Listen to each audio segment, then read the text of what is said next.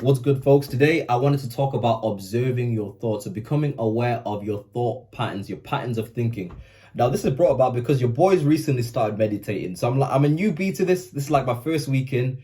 And guys, I've observed a couple things, and I think there are a couple things that are really, really important to stress and highlight. There's benefit to this. Now, the first thing that I think is important for us to understand just fundamentally is that emotions are habits, right? Emotions are habits, the habits of perceiving the world, they are habits of thinking. Because emotions don't just pop out of nowhere, like they don't just suddenly happen. Emotions are built upon the thinking that you do. So the thoughts that you have normally influence the emotions that you feel. The emotions that you feel influence the behavior that you display, so the way that you show up on a day-to-day basis.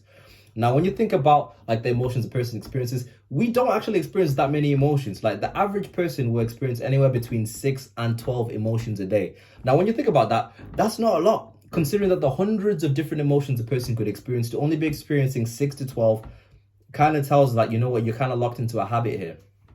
And when you get to the point where you start disciplining yourself to start observing your thoughts, and you realize that you are not your thoughts, but you're the observer behind them, you begin to notice that chatter that's going on in your mind. And when you think about thinking, you got to break it down. Like, what exactly is thinking?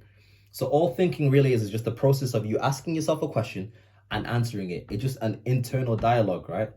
You ask yourself a question and you answer it. And when you're watching videos or watching this video, more than likely, most of you are doing this. You're asking yourself the question, is what Joshua is saying, is it true? Is it not true? You're busy scanning in your mind to find reference points to kind of validate what I'm saying. But it's nothing more than the process of asking a thought and or asking a question and answering it. And one particular type of thought that I really want to highlight, which is really disempowering, is what we call a presupposition question. So a presupposing question. So what exactly is that? A presupposing question. So a presupposing question is a type of question that presupposes or preempts the idea that your situation will never change, that things will always be this way.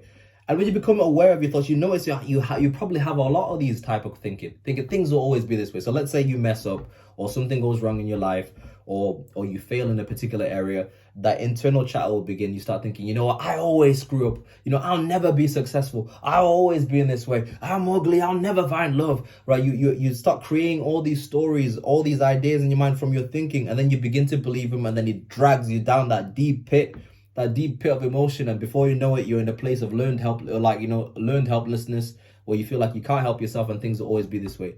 Right? It starts off with thinking, so becoming aware of your thoughts. So one thing that I really want to highlight and really encourage you guys to do is, if you don't already, I say try meditation. There's no real right or wrong way to do it. You can find guided meditations on YouTube. That's what I've been doing. One thing I also encourage you guys to do is begin journaling. So I've done a whole video on having a mental health morning routine.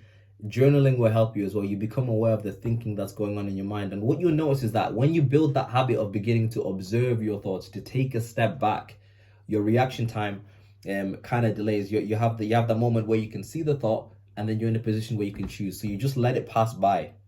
There's a quote that I wrote down, which I think is really good, which I heard some guy say. And it says that birds can fly over your head, but you don't let them like build a nest in it.